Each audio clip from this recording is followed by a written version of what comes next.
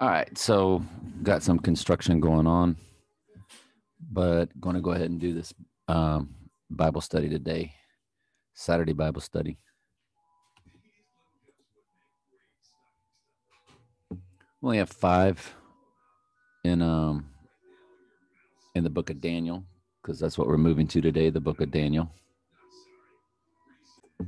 And I will create a playlist for Daniel. So now this column is only about 2/3 of the column since it is the beginning as it sits in my dad's old Bible.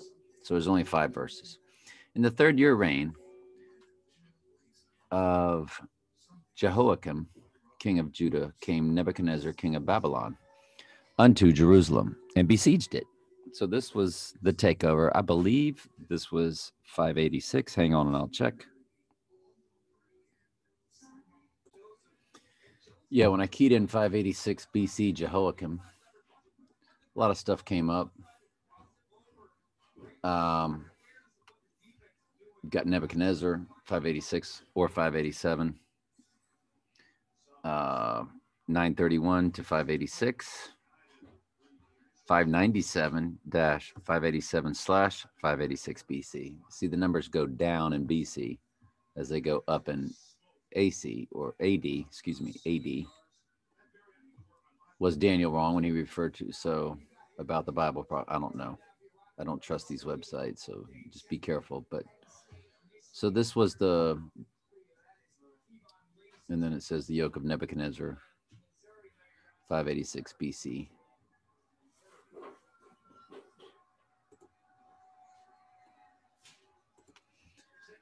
So in the third year of the reign of Jehoiakim, king of Judah, came Nebuchadnezzar, king of Babylon, unto Jerusalem. Yep, be right there. All right, and the Lord gave Jehoiakim, king of Judah, into his hand. So delivered into the hands of the Babylonians, with part of the vessels of the house of God, which he carried into the land of Shinar, to the house of his God. And he brought the vessels into the treasure house of his God. And the king spoke unto Ashpenaz, the master of the eunuchs, that he should bring certain children of Israel. This is the best of the best. And of the king's seed. Sorry. Sorry. Friend of mine texting about college football. And so these eunuchs were in charge of, and these were men that had their testicles removed, no testosterone. The eunuchs. And that's so that they would give the king complete servitude. They would never sorry. Yeah, Gators aren't catching the ball today. Anyway, so when a man has testosterone, he's going to have his mind on women and other things. So the kings of these times made eunuchs so that they would have their complete loyalty, I guess is a good word. Didn't want them around the women, the king's women, because the king would have a lot of women. So they didn't want a lot of drama going on. So anyway,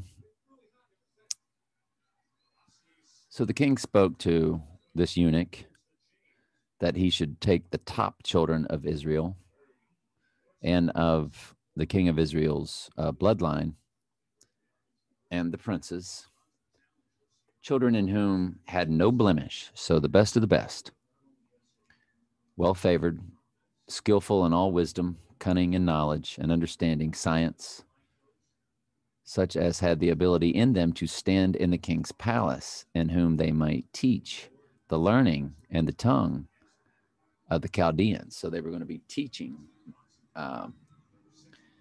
them the ways of the Chaldeans. And the king appointed them a daily provision of the king's food, his meal, his supper. That's what meat stood for.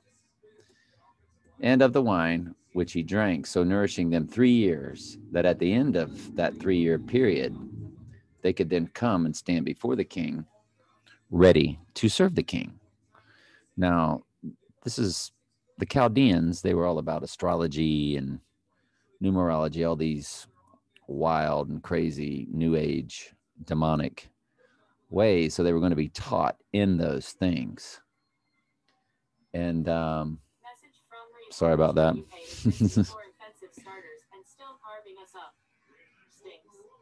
So anyway, that's pretty much that. And we'll get more into that tomorrow as we get into the rest of the first page. Again, these columns are small in the opening of Daniel, because the page that begins the new book, would have like Daniel written at the top.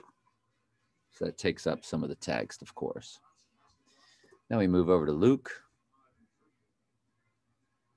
And again, he said, whereunto shall I liken the kingdom of God?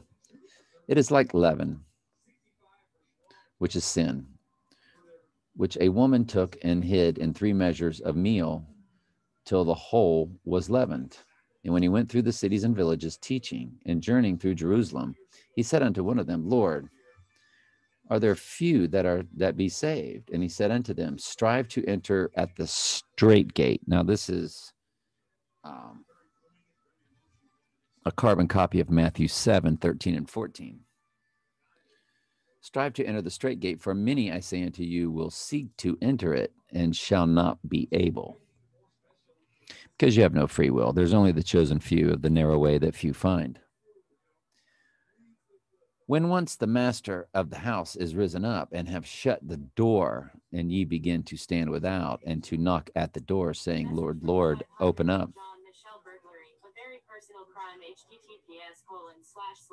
Oh, he's giving me the website of his book. He wants me to leave a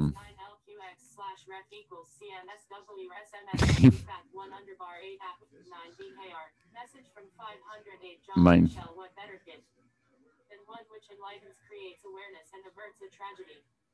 Talking about burglary. The guy above me was a detective in Miami, and he wrote a book on burglary. So he wants me to give it a good review. So strive to enter at the strait gate, for many, I say unto you, will seek to enter in and shall not be able. When once the master of the house is risen up, it's talking about Jesus, shut the door, talking about all that knock and so forth. All sheep will enter, all goats will not. These are metaphors, euphemisms, parables. And a parable is not doctrine. It is not truth. Saying, Lord, Lord, open unto us, and he shall answer and say unto you, I know not whence ye are. Share with your friends on social media. Thumbs up sign, smiling face with open mouth. So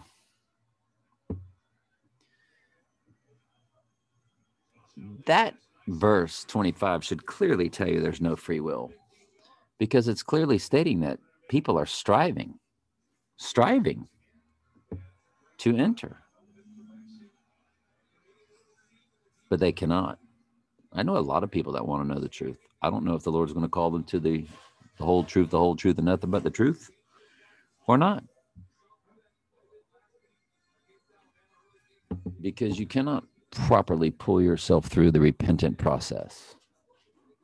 That's the rub.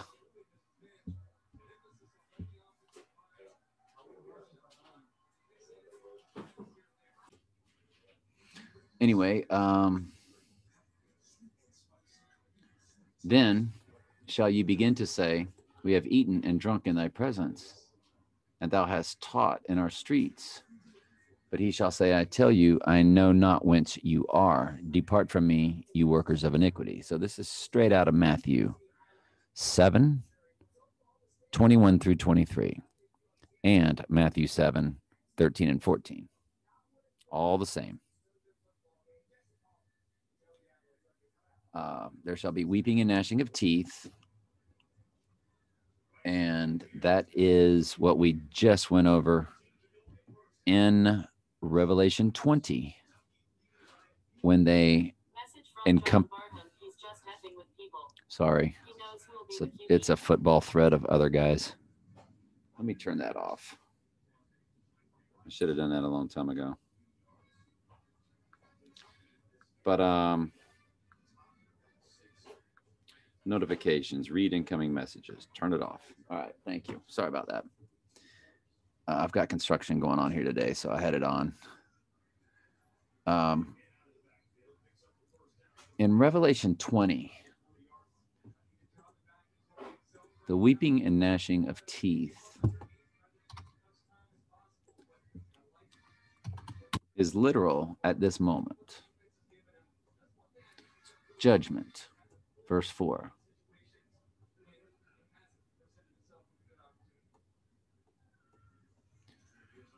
Talking about the second death. The 1,000-year millennial reign is over with. They shall go out and see that, Satan is loosed. Satan shall be loosed out of his prison. Go out and see the nations, four corners of the earth, Gog and Magog, gathering together for the battle, the number of whom, which is the sand of the sea. It is no battle whatsoever. They went up on the breadth of the earth and encompassed the camp of the saints around the beloved city, because Jesus has been with the saints for 1,000 years on the earth. And then fire comes down from heaven and devours them. So there's no battle whatsoever. But when they're encompassing the camp, that's when there is weeping and gnashing of teeth, and they are actually all standing there naked. And all sheep will see all their goat friends and relatives at that time, and vice versa. It will be a very, other than the abomination that causes desolation, it'll be the heaviest time that ever will have been on this earth. But that's number one, because that's everybody ever born, sheep and goats, all together at one moment in time. And that's the weeping and gnashing of teeth moment. So there shall be weeping and gnashing of teeth when you shall see Abraham, Isaac, Jacob, and all the prophets in the kingdom of God, and you yourselves thrust out. Well, all the sheep are there also. But it just specifically speaks to them. And they shall come from the east and come from the west and from the north and from the south, and it shall sit down in the kingdom of God. All right, more on this tomorrow. Love y'all. Sorry for all the confusion today.